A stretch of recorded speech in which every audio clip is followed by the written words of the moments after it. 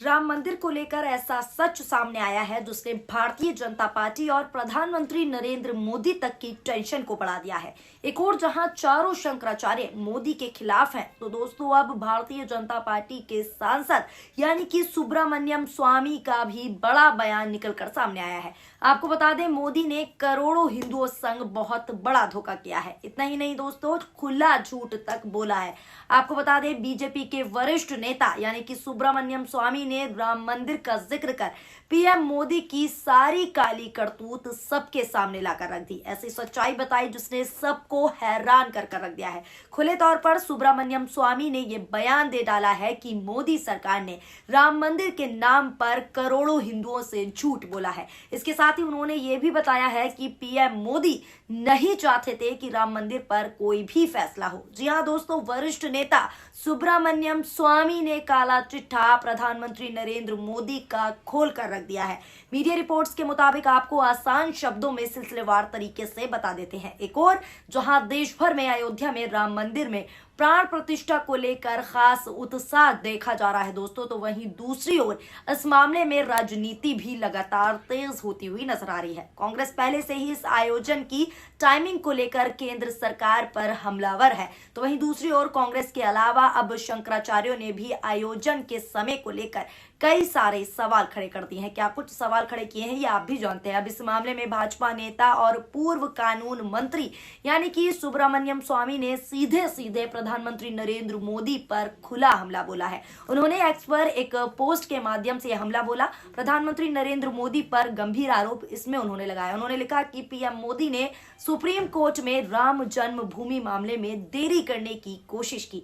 साथ ही साथ उन्होंने लिखा कि जब मामला निष्कर्ष के करीब था, सरकार ने अयोध्या की सभी भूमि को वापस करने के लिए एक आवेदन दायर भी किया, जिसे पीवी नरसिम्हा राव की सरकार ने राष्ट्रीयकृत कर दिया था। सुप्रीम कोर्ट को इस बात को नजरअंदाज कर फैसला देने के लिए धन्यवाद देना चाहिए। साथ ही उन्होंने कहा कि सीजेआई गोगोई और 4 अन्य जजों को धन्यवाद। उन्होंने एक्स पर अपने पोस्ट में लिखा और लिखा कि ये सीजेआई केहर सिंह ही थे जिन्होंने प्रार्थना करने के मेरे मौलिक अधिकार के तर्क के केंद्रीय महत्व को देखा।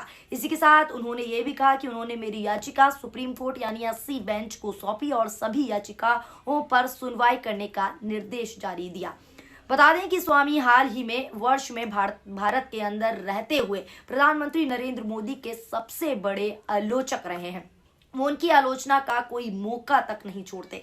यहाँ तक कि प्रधानमंत्री नरेंद्र मोदी की आर्थिक नीतियां खास तौर के स्वामी की आलोचना का केंद्र में रहा है। यानी इस रिपोर्ट से आप साफ तौर पर समझ सकते हैं कि सुब्रमण्यम स्वामी कैसे काला सच, सारा सच मोदी का खोलते हुए नजर आ रहे हैं। अब इस सच को आपने देख लिया। हालांकि अब इस मामले पर सोशल मीडिया पर भी चारों ओर हंगामा मचा हुआ है। एक यूजर ने ट्वीट करते हुए लिखा है कि ये भाजपा के सम्माननीय नेता हैं और नरेंद्र मोदी के आलोचक, पर नरेंद्र मोदी समेत तमाम भाजपा नेता इनके सामने चू तक नहीं करते, यानी कुछ भी नहीं बोलते। इसी के आगे लिखा है कि तमाम आलोचनाओं के बावजूद भी किसी की मिजाल जो इनको कुछ कह सके, जब भी पकड़ते हैं कान से पकड़ते हैं। लगता है राज बहुत गहरा है। यानी इस ट्वीट के जरिए यूजर्स कह रहे हैं कि लगता है सुब्रमण्यम स्वामी के पास कई सारे राज के पिटारे भारतीय जनता पार्टी और प्रधानमंत्री नरेंद्र मोदी के हैं। इसीलिए इनके इस बयान पर अब भारतीय जनता पार्टी के किसी भी नेता के मुंह से कुछ तक नहीं निकलेगा और ना ही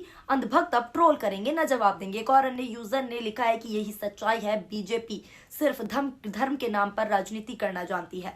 राष्ट्रभक्त तो इसका इतिहास में भी ढूंढने से नहीं मिलेगा। इस बयान को झूठा साबित करने वाले अंधभक्तों की टोली अभी तक उतरी नहीं है मैदान में। कहाँ हो भाई अंधभक्तों, गोबर चुनने में व्यस्त हो क्या?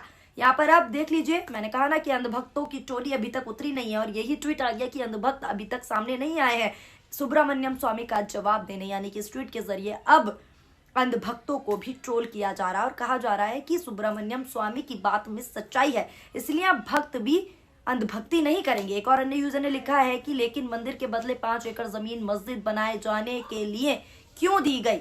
क्या ये फैसला कोर्ट का हो सकता है? इस पर सवाल पूछा जा रहा है। ये फैसला तो राजनीतिक है। मोदी और कोर्ट मिले हुए हैं और भी पता नहीं कौन कौन मिला हुआ है, कुछ कह नहीं सकते, किसी का कुछ भरोसा नहीं। यानी भारतीय जनता पार्टी की सरकार एक ऐसी सरकार है जिसमें कोई कुछ भी कर रहा है, कुछ भी कह रहा है, किसी का कुछ नहीं पता और किसी का कोई भरोसा नहीं। ऐसी चर्चाएं सोशल मीडिया पर जारी हैं, जो कि ट्वीट में लोग अपनी प्रतिक्रियाएं देकर बता भी रहे हैं और ना जाने एक के बाद एक राज भी खुल रहे हैं, वो आपके सामने। अब आपने खुद देख लिया कि कैसे सुब्रमण्यम स्वामी ने सरकार की सारी पुल पट्टी देश के सामने खोलकर रख दी। अब आप खुद ही देख लीजिए, खुद ही समझ लीजिए, राम मंदिर की प्राण प्रतिष्ठा से पहले कैसे पीएम मोदी और भारतीय जनता पार्टी का एक एक सच, एक एक परत, लगातार एक एक राज खुलता जा रहा है। आप इस खबर को किस तरीके से देखते हैं, आप अपनी राय नीचे कमेंट बॉक्स में कमेंट करके जरूर बताएं।